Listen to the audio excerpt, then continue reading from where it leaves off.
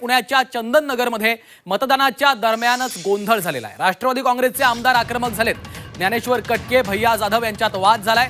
पोलिसांनी यामध्ये आता हस्तक्षेप केलेला आहे आणि परिस्थिती सध्या नियंत्रणात असल्याचं सांगितलं जात आहे।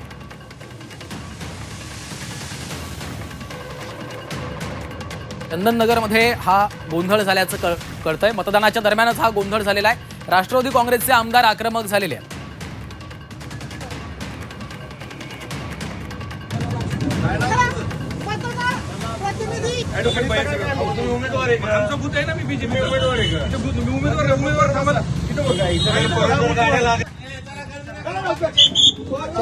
तर पुण्याच्या चंदननगरमधली दृश्य आपण पाहतोय। राष्ट्रवादी काँग्रेसचे आमदार आता आक्रमक झालेले आहेत।